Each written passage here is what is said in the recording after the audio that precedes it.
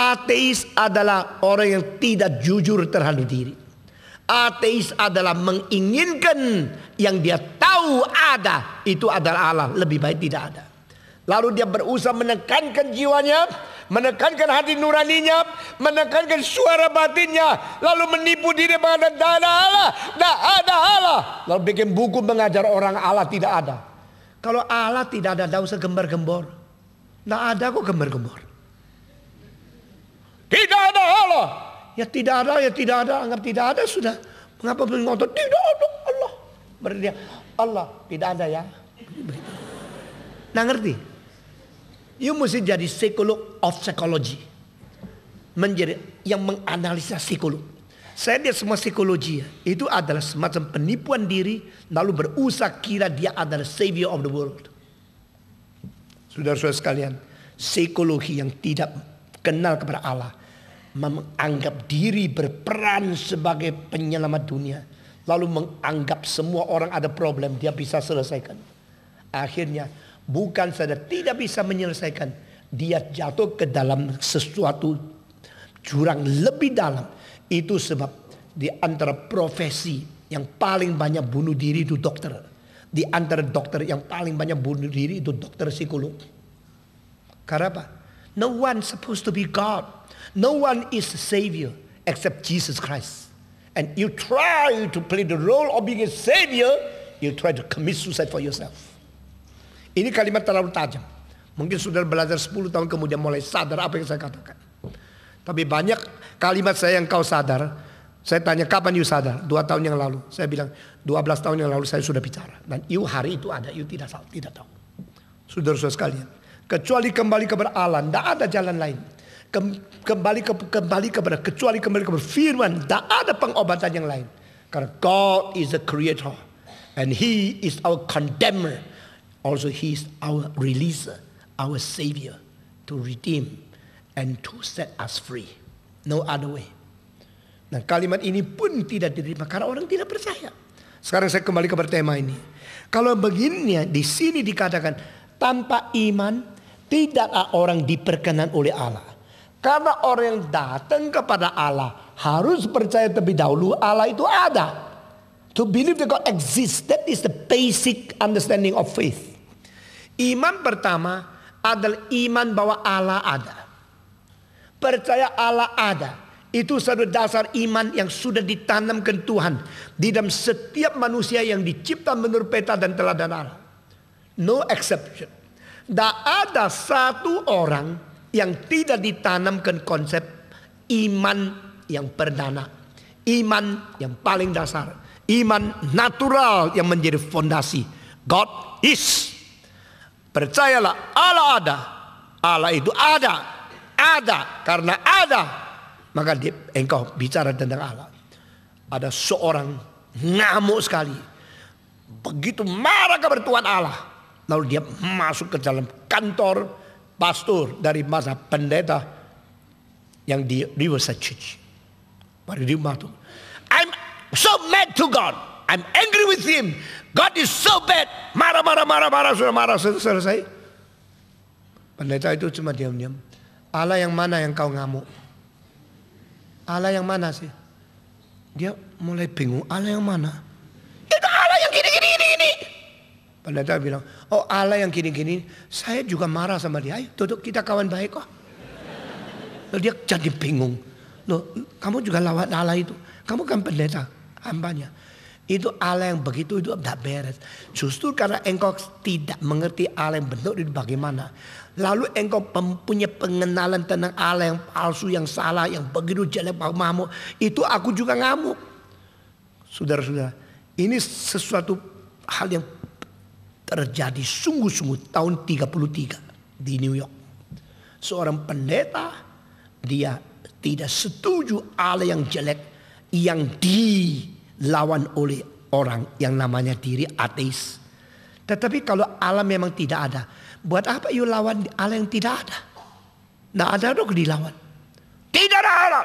Mari kita melawan.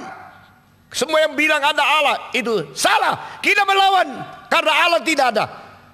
Tidak ada kok dilawan sih. Melawan yang tidak ada itu gendeng. Betul tidak? Saudara-saudara, you percaya Allah ada, tapi you mempunyai konsep Allah yang tidak benar. Sekarang you tidak setuju Allah itu harus ada, maka engkau mengatakan aku percaya tidak ada Allah. An atheist is a theist in reverse. Seorang ateis adalah seorang percaya Allah, tapi lebih menginginkan Allah yang ada itu lebih baik tidak ada. Jadi orang kalau datang kepada Tuhan mengatakan, saya percaya Allah ada, tapi saya tidak setuju. Karena konsep Allah sudah dinodai, sudah dicemari oleh konsep-konsep yang salah. Dan di sini katakan, tanpa iman tidak diperkenankan oleh Allah. Barang siapa datang kepada Allah harus percaya Allah ada. Ini adalah dituduhkan semacam orang yang belum dengar firman. Sehingga orang yang belum dengar firman sudah ada iman? Iya. Nah ini sama tidak dengan orang karismatik yang undang orang dan asal lu percaya dosamu diampuni dan penyakitmu pasti sembuh. Percaya apa? Percaya Allah Maha Kuasa. Dan di sini dikaitkan satu halusinasi. Kalau Allah Maha Kuasa berarti tidak ada kesulitan bagi dia. Kalau dia tidak kesulitan, penyakit apapun gampang disembuhkan. Dan karena dia adalah Allah Maha Kuasa, maka sekarang saya datang percaya dia harus kerjakan sesuatu untuk mengisi kebutuhan dan permintaanku. Sekarang aku percaya Kau Maha Kuasa. Ayo jangan lari ya. Karena Kau Maha Kuasa, pamerkan Kau Maha Kuasa. Kanker ini sembuhkan. Ayo, Kau Maha Kuasa kan. Sekarang aku sudah percaya. Kau terikat oleh percayaku. Iman kepercayaanku sekarang menjadi satu kaitan untuk membelenggu kamu. Sekarang kerjakan. Simply because you are almighty. Now do it. Nah, ini kurang ajar. Kenapa? Kalau engkau percaya Allah Maha Kuasa, engkau harus percaya Allah Maha Daulat.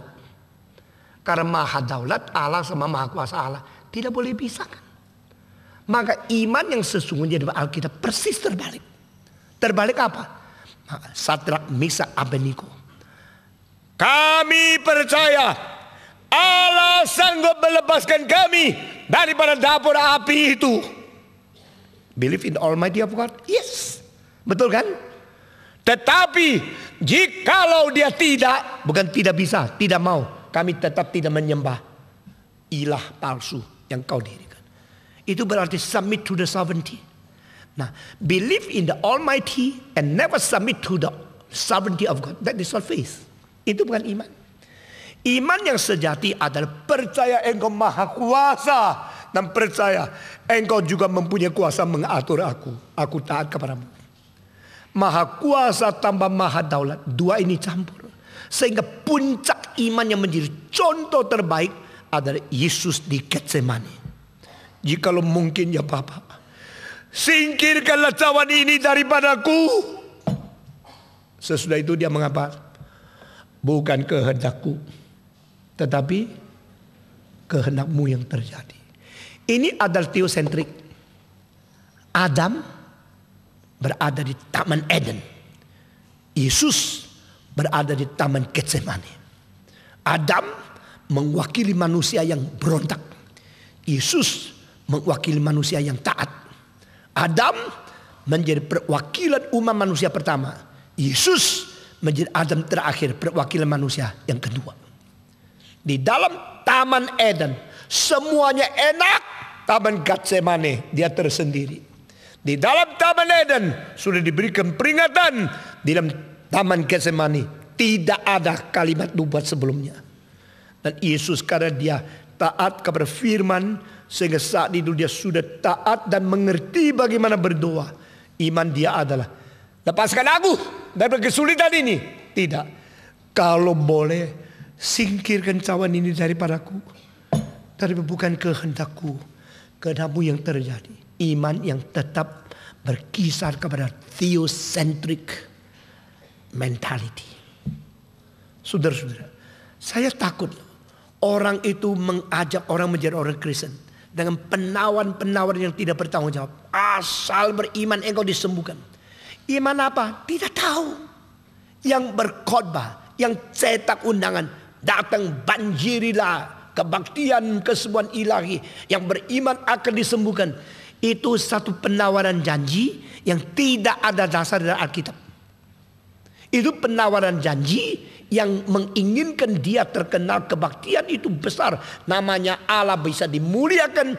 Tetapi kalau yang datang ke depan, yang datang berdoa 100, satu disembuhkan, 99 tidak disembuhkan.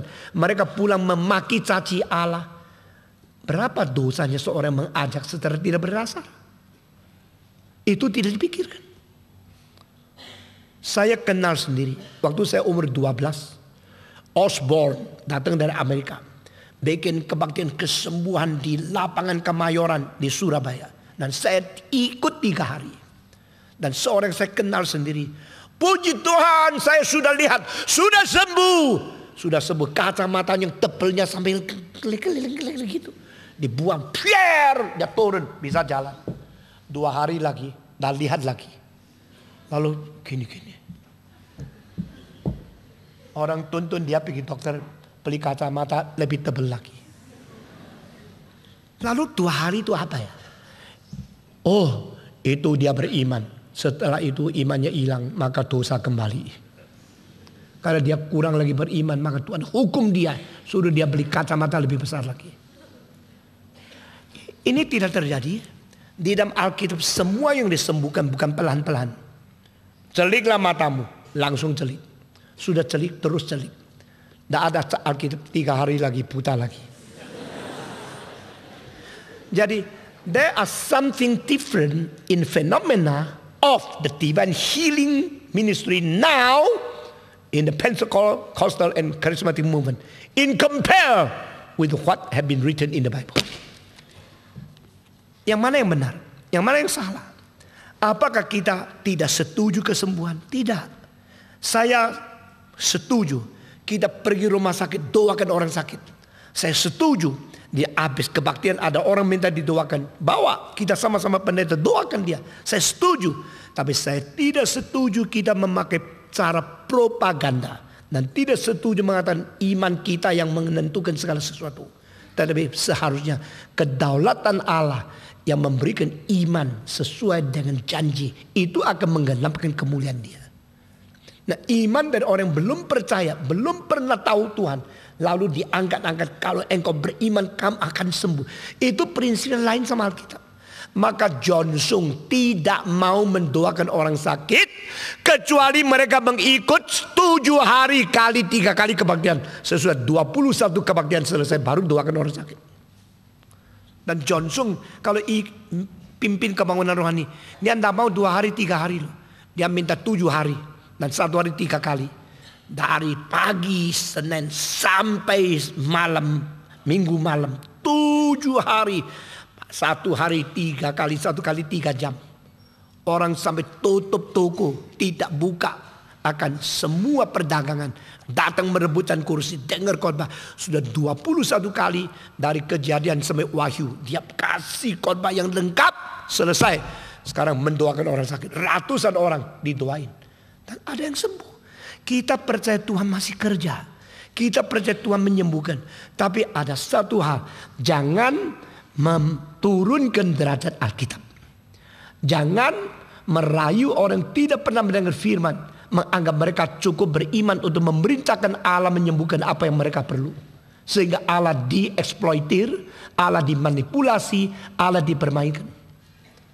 Nah, ini prinsip John Sung saya jelas. Karena saya waktu dia terakhir menyembuhkan orang pada beberapa tahun. Itulah waktunya saya baru dilahirkan tidak lama. Sehingga setelah saya dewasa masih dengar banyak cerita tentang apa yang dia lakukan. Tuhan pakai dia.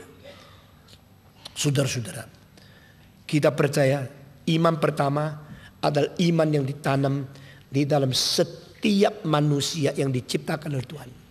Every created man was implanted the natural faith as a creature with the image and the likeness of God.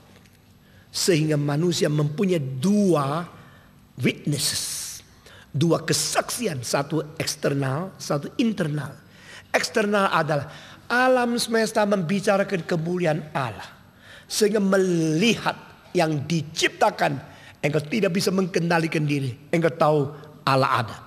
Kedua, engkau memasukkan batinmu, engkau mengetahui ada suara suara kesaksian internal dari intuisimu bahwa Allah itu ada. Saudara-saudara sekalian, Augustine mengatakan, aku mencari engkau di luarku. Akhirnya aku menemukan bahwa engkau sudah ada di dalam diriku. Maka aku putar balik dari luarku kembali ke dalamku. Akhirnya aku menemukan engkau berada di dalam sedalam-dalamnya, lebih dalam daripada sedalam-dalamku. Ini kalimat saya tidak menjelaskan, ini terlalu dalam dan indah luar biasa. Engkau bukan di luarku, engkau ada di dalamku.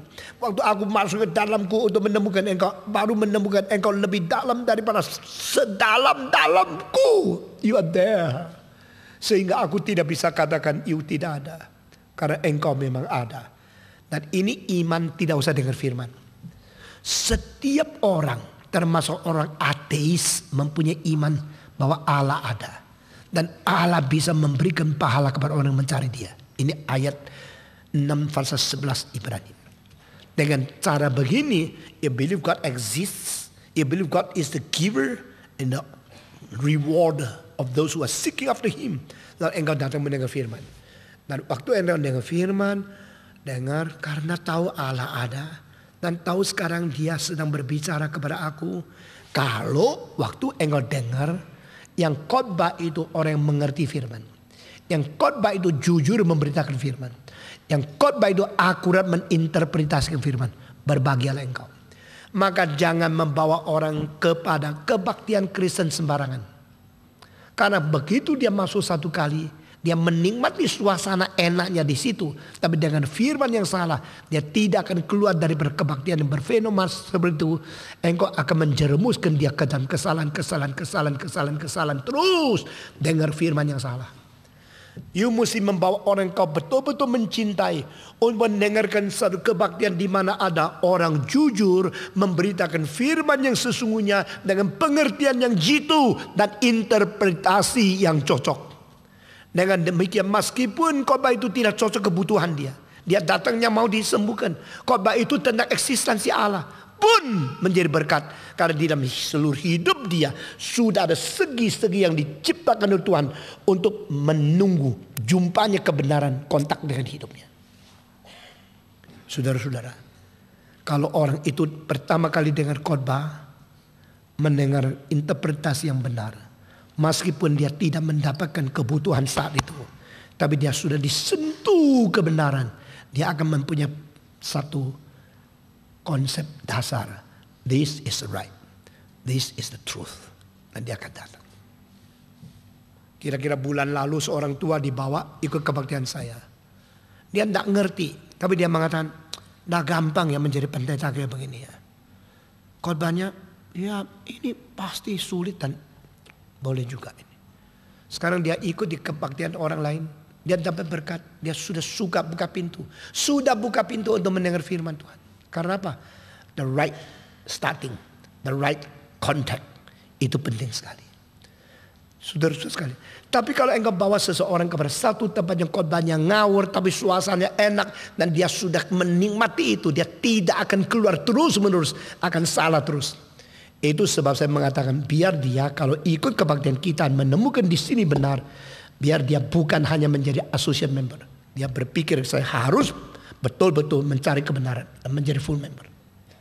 Nah itu memang tidak gampang. Tetapi target apa yang saya pikirkan dengan panjang sekali. Saudara-saudara sekalian. You orang kalau betul-betul cari kebenaran, you tidak boleh berada di gereja yang salah tafsir. Saya tidak perlu tambah anggota. Buat saya lebih repot. Tapi buat you mesti cari gereja yang betul-betul mentafsirkan firman Tuhan yang baik untuk pertumbuhan dirimu sendiri. Sehingga engkau mengambil keputusan. I come to the right one. I come to God. Saudara-saudara. Dan kalau gereja-gereja semua mau menerima invitasi dari reform. Reform faith is an invitation. Reformation is a glorious invitation for the whole church with the whole heart to return to the whole Bible. Dengar lagi ya. Reform theology is not monopolized by the Reformed Church. Gereja reform tidak berhak memonopoli gerakan reform, tidak memonopoli gerakan dan teologi reform. Tapi teologi reform dari permulaan adalah satu ajakan untuk seluruh Kristen, seluruh gereja, sebuah denominasi dengan seluruh jiwa, seluruh hati, segenap hidup kembali kepada seluruh kitab suci. That is a glorious invitation of the Reformation. Itu sebab kemarin saya mulai dengan dari Cekoslovakia, John Hus, dari Italia, Savonarola, daripada Inggris, Wycliffe, daripada orang Perancis, Huguenots, dari orang Belanda, Reform, dari Switzerland, Reform, Herform. Semua ini adalah Reform tidak dimonopoli oleh siapa. Reform ada cetusan Roh Kudus membangkitkan semua orang mau kembali kepada kitab. The whole church with whole heart return to the whole Bible. That is a Reform invitation. Kalau engkau tidak menjadi anggota Reform, tidak apa-apa. Tapi saya harap gerejamu, pendetamu, sekolah teologi golonganmu, denominasimu mengambil satu hati yang sungguh-sungguh mau setia dan kembali jujur kepada firman Tuhan. Inilah yang diinginkan oleh Tuhan. Oke, sekarang kita teruskan. Sekarang kalau kita melihat iman pertama ada iman percaya Allah ada. Termasuk orang ateis kalau dia mau jujur, dia tahu ada external witness, alam semesta. Ada internal witness, intuition, yang dari luar dan dari dalam mengepung dia supaya dia tidak bisa lari dan dia harus jujur mengatakan, yes, I admit God exists. Saya sudah berkali-kali khotbah di dalam mimbar saya. Sekarang saya tambah sekali lagi. Nikita Khrushchev, Perdana Menteri Rusia, pada satu hari dia datang mau memberikan address kepada United Nations di New York. Begitu dia turun dari kapal terbang dengan bangga. Ini salah satu negara paling besar di dunia. Ada Uni Soviet. Perdana Menteri turun dari kapal terbang. Meskipun gundul masih gagah dia. Lalu orang Amerika yang naif tidak peduli kamu presiden kah, Perdana Menteri kah, komunis. Pokoknya freedom of speech. Begitu turun. Hey Mr. Khrushchev, welcome to New York. I'm told that you are an atheist. Engkau ateis. Are you truly an atheist? Ini kita kurang ajar. Di Rusia tak potong kepalamu. Begitu tidak sopan menanya dengan begitu tokong, begitu keras. Yes, I am an atheist. Sudah jawab ya sudah pergi dong. Nama pergi dia apa? Are you true? You sincere? Are you honest? You are atheist? Who knows simply because you're a Communist Party member, so you say you're an atheist. And probably deep in your heart you believe God exists. Dikerjain. Lalu Khrushchev mengatakan, God knows I am an atheist. Orang ateis pun itu menipu diri. Saya tidak sehebat jawaban begini. Tapi satu kali saya di Australia, di dalam satu taman saya menginjili orang. Menginjili, kalau tidak salah itu di Adelaide. Lalu seorang turun, saya bilang, please believe in Jesus Christ. Saya kasih traktat. No, I'm an atheist. Saya tidak tahu jawab apa ya. Yosef, mesti jawab apa? Saya bilang, but I know God loves atheists. Dia lotot sama saya. Saya juga lotot sama dia. Please take it.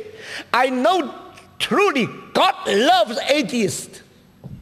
Ambil dia pergi. Saya doa Tuhan, jadikan dia hancur ateismenya. Sudah dia beriman. Memang Tuhan mencipta manusia dengan iman dasar. God exists, God ada. Sesudah itu engkau baru datang dengar khotbah. Sudah seorang datang ke gereja dengar khotbah atau baca buku Kristen, itu dasar iman sudah ada. Tetapi waktu dia baca, loh kok gitu ya? Benar juga ya.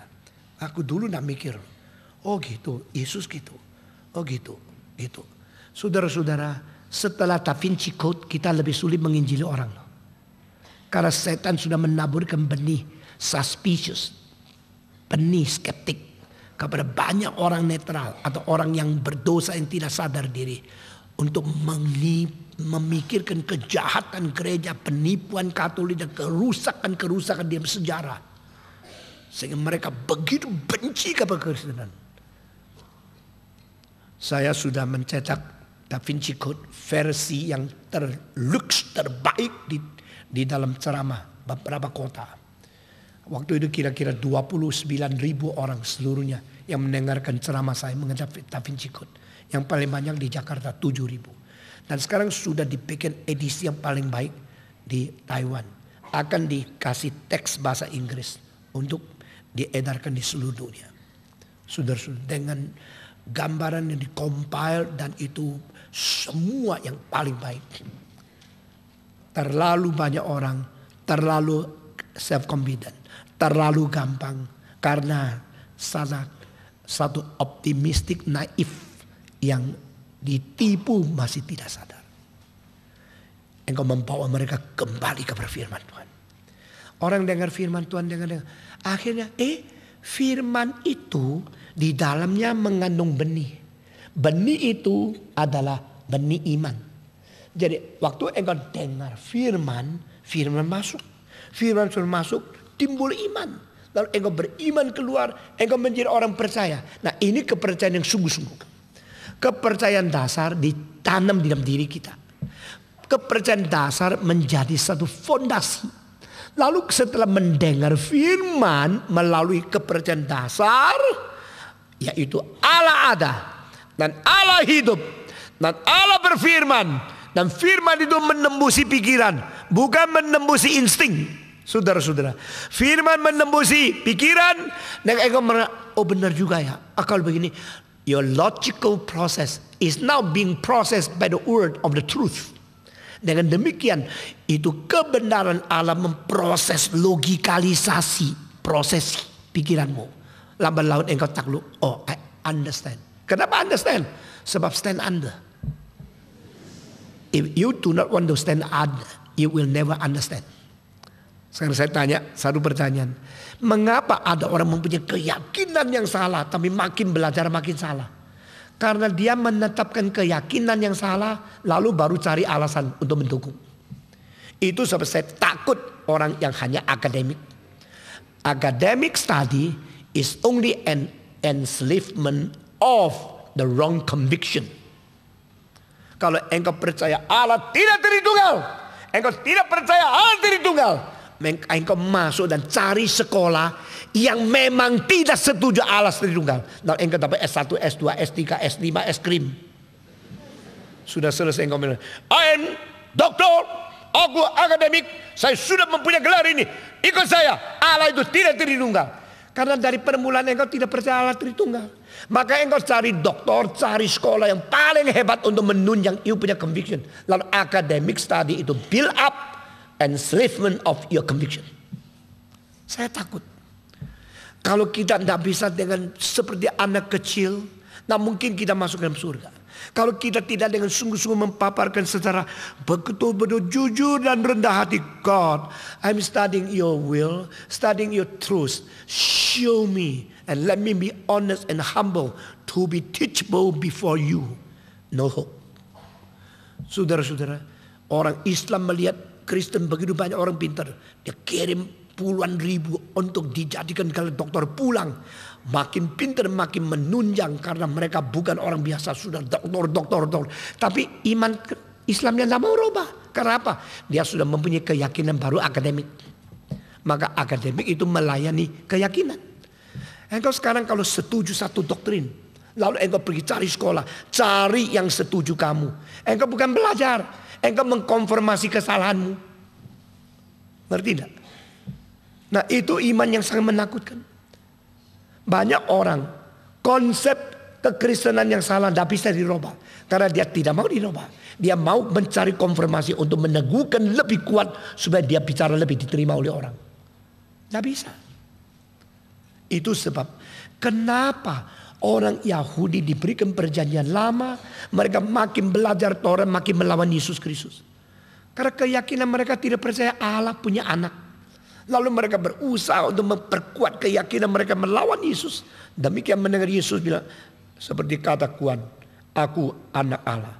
Nggak usah kesaksian, bikin dia mati saja sudah. Mereka tidak mau dirubah. Mereka cuma mau cari konfirmasi. Mereka cari penyetuju. Mereka cari support. Lalu mereka akan menguatkan keyakinan mereka yang tidak dirubah untuk memberikan penganiayaan kepada yang lain. Saudara-saudara sekalian, engkau bilang setiap orang begini? Memang setiap orang cenderung begini. Tetapi Tuhan akan membuat orang yang mau dirubah untuk ada perubahan konsep. Itu namanya renewal through the reformation. Renewal through reform. Reform. Akhirnya renew. Dan terakhir return to the truth. Nah, itu sebab kita mengadakan seminar, mengadakan kebaktian, mengadakan proksif, mengadakan streets, mengadakan NREC supaya reform. Mari kita melihat. Nah, hari ini saya harap setelah panjang lebar engkau mendengar, jangan lupa stepnya. Pertama, adakah iman sebelum mendengar? Ada. Iman apa? Iman natural yang ditanam oleh Tuhan kepada setiap orang. Isinya percaya Allah ada, Allah pemberi berkat. Stop. Lalu dengan percaya Allah ada, datang ke dalam pendengaran. Masuk ke dalam pendengaran, dengar, akhirnya mengetahui Allah yang ada adalah Allah yang berkuasa, yang adalah Tuhan, yang mengirim Kristus menyelamatkan. Lalu makin dengar tentang Kristus dan dia tersalib, makin mengerti keselamatan itu adalah yang dibutuhkan secara vital untuk engkau. Engkau perlu pengakuan dosa, engkau perlu pengampunan dosa, engkau perlu pertobatan, engkau perlu diperanakan pula. Karena itu firman yang didengar menimbulkan iman, percaya kepada keselamatan. Ini hanya ada para Kristen, tidak ada para lain. Semua agama engkau makin dengar, makin masuk ke keyakinan yang tidak menganggap engkau perlu keselamatan dari Yesus Kristus. Kecuali engkau mendengarkan firman tentang Yesus yang mati dan bangkit bagimu. Maka penginjilan itu penting. Di dalam Injil mengandung keselamatan. Di dalam Injil memberikan pengharapan. Di dalam Injil memberikan perdamaian. Di dalam Injil memberikan penghapusan dosa. Di dalam Injil memberikan perdamaian dan sejahtera jiwa sedalam-dalamnya. Karena engkau kembali kepada Allah. Saudara-saudara. Maka yang disebut iman di dalam hal ini akhirnya menjadi beberapa hal yang menjadi penting sekali. Membuat rasiomu takluk kepada kebenaran. Membuat emosimu takluk kepada cinta kasih yang suci. Membuat kemauanmu takluk kepada rencana Allah. Membuat kelakuanmu takluk kepada pimpinan Roh Kudus. Nah, ini semua digabung namanya iman. What is faith? Faith is the return of the prodigal reason to submit under the truth. Faith is the return of the prodigal emotion to submit under the divine love of God. Faith is the return of the prodigal will to submit under the eternal planning of God. Faith is the return of the prodigal conducts to submit under the guidance of the Holy Spirit. Ini namanya iman. Iman itu apa? Iman adalah mengembalikan rasio yang menyeleweng, setia kepada kebenaran. Iman itu mengembalikan emosi yang menyeleweng kepada cinta yang suci. Iman adalah mengembalikan kemauan yang menyeleweng ke dalam rencana Allah yang kekal. Iman adalah mengembalikan kelakuan yang menyeleweng, setia kepada pimpinan Roh Kudus sisa hidup. Dengan demikian, my reason, my logic is under the guidance of the truth of the Scripture. My emotion is guided under the holy love of God. My will is synchronized with the eternal planning of God. My daily life, my conduct, my behavior is submit under the guidance of the Holy Spirit. Itu namanya iman. Sehingga di dalam pikiran reform, iman tidak membunuh pikiran. Jangan pakai rasio ya. Mesti beriman ya. Pikiran itu tidak rohani. Rohani itu tidak pakai pikiran. Rohani tidak pakai pikiran. Saya kira babi yang tidak pakai pikiran. Anjing yang tidak pakai pikiran. Tuhan Yesus mengatakan roh kebenaran itu kalau datang akan membawa engkau memikirkan kembali semua perkataan yang ku pernah katakan kepadamu. Jadi Roh Kudus bukan membunuh pikiran. Saudara dilatih ya, khususnya di dalam kebaktian saya, untuk mempertajam fungsi ratiomu, sehingga besok engkau dengar khotbah siapa saja, engkau bukan hanya ikut-ikutan, engkau bisa mengerti ini betul, ini tidak betul. Karena pikiran dilatih, dipertajam oleh Roh Kudus, sehingga engkau mengambil seluruh kitab suci menjadi kerangka daripada gawang di ratiomu. Sehingga siapapun menembus pikiranmu dengan ajaran berbeda dengan prinsip Alkitab, engkau tidak bisa terima lagi. Engkau bilang, Pak Tong, gua sudah dirusak oleh kamu, tahu? Saya bilang, dirusak apanya? Lu kira saya perusak? Bukan begitu. Kalau benar begitu bagaimana? Setelah dengar khotbahmu susah dengar khotbah orang lain. Kalau sudah habis dengar khotbah Stephen Tong, dengar lagi khotbah lain, kok rasa tidak ada rasanya gitu. Rasa tidak ada rasa. Itu urusanmu. Bukan urusanku. Yang saya khotbahkan semua beres kok. Tapi kau dilatih. Sudah dilatih. Gawang untuk menjaga seluruh pikiranmu itu sudah terbentuk. Sehingga tidak gampang ditembus oleh ajaran yang tidak beres. Dan you harus bersyukur kepada Tuhan. Karena semua pendengar aku bukan untuk menikmati. Semua pendengar akan diberikan mandat untuk merubah gereja. Merubah ajaran yang tidak benar, merubah sistem pikiran yang tidak setia, merubah semua yang illogical karena tidak takluk kepada prinsip Alkitab. Sehingga orang reform adalah orang rasional, tetapi bukan orang yang rasionalis. We must be very rational, but we are not rationalist. Apa bedanya? Orang rasional berarti orang pakai pikiran setanggung jawab mungkin. Orang rasional berarti orang betul-betul mempergunakan fungsi rasio yang dikuduskan oleh Roh Kudus untuk memikirkan segala sesuatu dengan tuntas. Tapi kita tidak takluk kepada rasionalisme. Jangan memperila rasio, jangan memperila logika, jangan memperila intelek manusia. Karena itu hanya alat yang dipakai oleh Tuhan untuk kita harus setia kepada kebenaran. Jadi kebenaran yang menjadi dominan, bukan rasio kita yang duduk di atas takhta. Inilah artinya. Rasional? Ya. Logical? Ya. Rasionalis? No. Takluk kepada rasio? Tidak. Rasio takluk kepada kebenaran? Iya. Nah ini iman sudah beres. Baru saya bicarakan iman macam ketiga di dalam Alkitab. Itu tidak akan dapat selama ini di buku apapun. Dan ini adalah Alkitab. Cuma belum digali baik-baik oleh semua pendeta. Ketiga, iman di dalam karunia-karunia Roh Kudus. Ini tercantum di mana? Tercantum di dalam 1 Korintus pasal 12. Ada orang mendapatkan karunia. Ada orang mendapatkan karunia. Ada orang mendapatkan karunia. Ada orang mendapat karunia apa? Ada orang mendapat karunia berbicara bijaksana, berbicara pengetahuan. Ada orang mendapat karunia untuk menyembuhkan. Ada orang mendapat karunia iman. Nah di sini faith, the third kind, is a gift of Holy Spirit. Sama-sama melayani. Ada orang mempunyai iman untuk berani melakukan sesuatu. Ada orang mempunyai keraguan dan dia mesti hati-hati, tak berani mengerjakan sesuatu. Nah iman semacam itu bukan sesuatu yang dimiliki oleh semua orang yang sama-sama mau melayani Tuhan. Ada orang dipilih oleh Tuhan mengerjakan sesuatu yang lebih berat daripada orang lain. Dia harus merintis, dia harus berjuang, dia harus berperang, dia harus menghadapi musuh yang besar. Maka orang itu diberikan karunia Roh Kudus yang lebih besar dari orang lain. Dia mempunyai iman besar.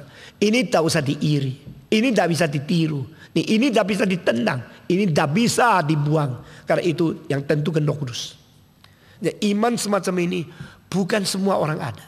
Iman pertama, iman natural, iman bibit. Iman yang ditanam di dalam setiap manusia yang dicipta menurut peta teladan Allah. Itu semua orang ada. Iman kedua, setiap orang mendengar firman dan taat mungkin mencapai iman kedua. Dan iman ketiga, tidak semua orang ada. Ada orang dikasih, ada orang tidak dikasih. Saudara-saudara. Tetapi iman macam ketiga ada kemungkinan berrelasi dengan latihan di dalam proses atau di dalam pengenalan Tuhan makin lama makin tumbuh.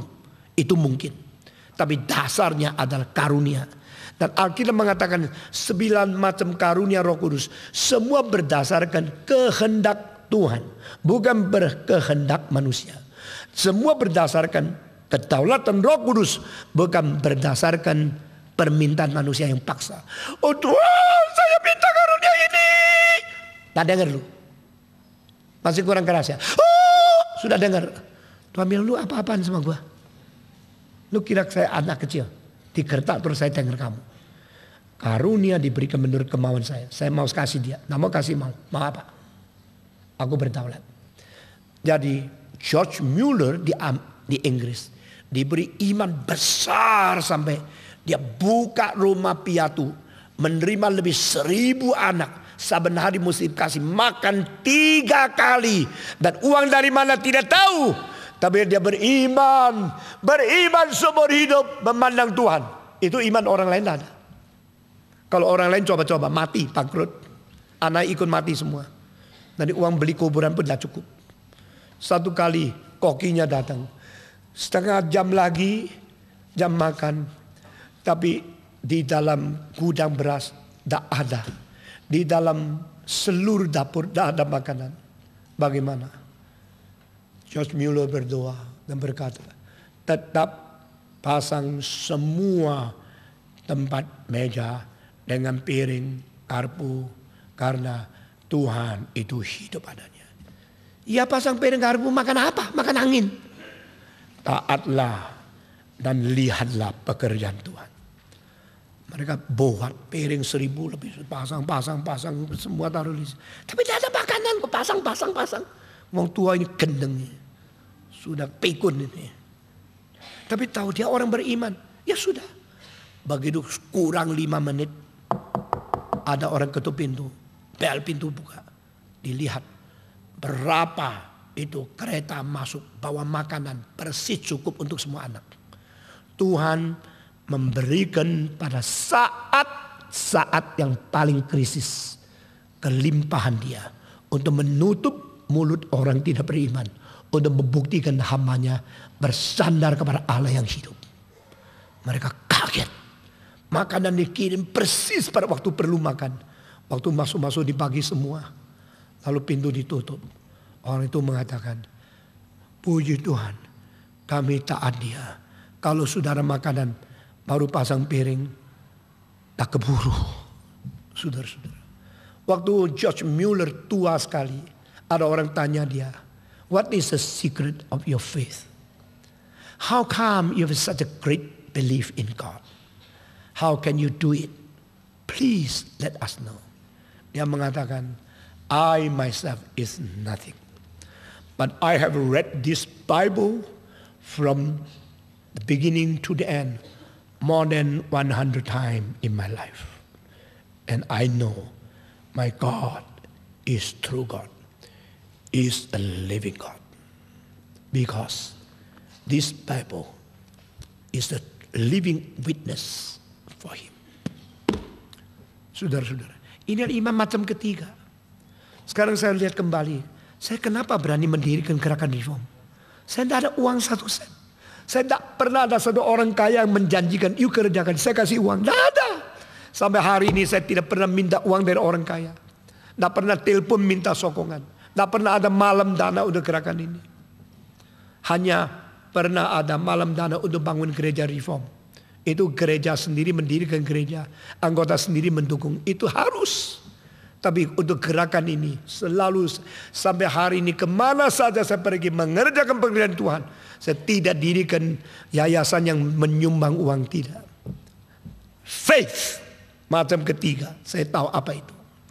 Nah macam keempat kembali. Setiap orang boleh melatih iman melalui proses berjalan dengan Tuhan. Tuhan berkata, hei Israel, tahu atau tidak apa yang ku minta daripadamu?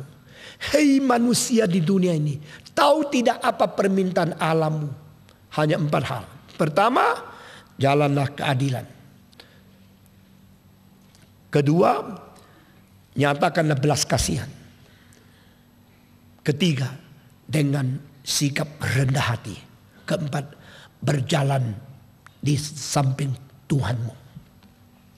Righteousness, mercy, humility, and walk with God.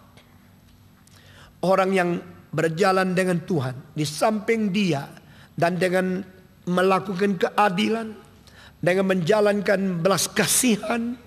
Jangan tutup pintu untuk mengasihi orang yang miskin dan orang yang susah. Kalau engkau tutup pintu bagi mereka, Tuhan akan tutup pintu bagi engkau. You have mercy on others, and God will have mercy on you.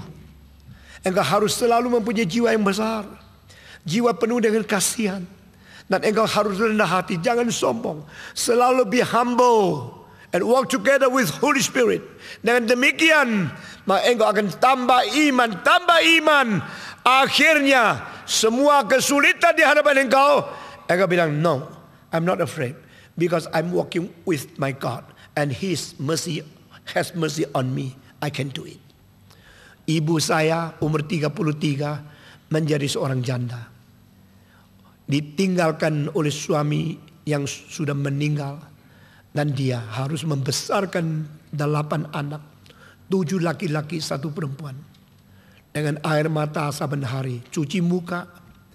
Dengan kadang-kadang jalan salah arah. Karena hidup terlalu sulit. Di masa zaman Jepang. Saya tahu mama saya pernah pergi berdagang di pedalaman. Karena di stop jalan oleh Jepang, tidak bisa pulang. 40 hari kami makannya cuma kulit daripada potato. Anak-anak saya semua belum pernah susah seperti itu. 40 hari kulit daripada ubi. Itu dimasak lalu telan makan 40 hari. Karena mama tak pulang. Saya pernah waktu umur kelas 5 perlu beli 1 gergaji, tidak ada uang. 4 saudara pakai uang saku 2 bulan kumpulkan.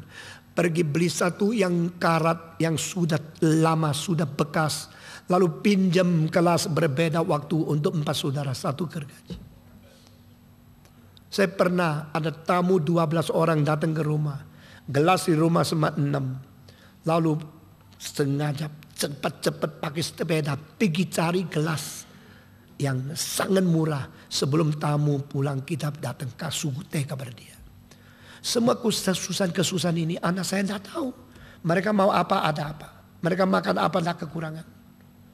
Saya cuma bilang saya sangat kagum. Karena ayahmu lebih hebat dari ayahku.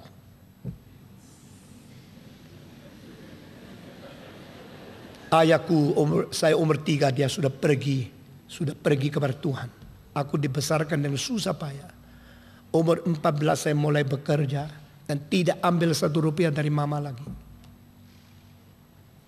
Umur 17 saya ngajar 2 sekolah. 1 minggu itu kerja 40 jam. Sekolah juga 30 jam. Malam koreksi paper dan sampai jam 2 tidur, jam 6 bangun. Di dalam 5 tahun waktu saya puber, saya saben tahun turun 1 kilo. Sampai waktu saya masuk ke sekolah teologi, saya harus berhenti kerja 2 bulan untuk mengembalikan kesehatan. Saya sering mengajar, sudah selesai mengajar, bawa sepeda mengajar ke sekolah kedua. Tengah jalan hujan, semua basah, gemeter di tengah jalan, tidak bisa pulang karena jauh dan hujan. Tunggu sampai agak kering masuk kelas, basah kuyup, menjadi guru. Saya ingat kalimat Konghucu, sao jian gu duo neng pi si. Waktu saya kecil terlalu miskin, terlalu susah. Maka sekarang kerja apapun saya tidak takut. Tuhan itu hidup. Iman. Pengertian kita tentang iman sesuai tuntutan Alkitab. Amin.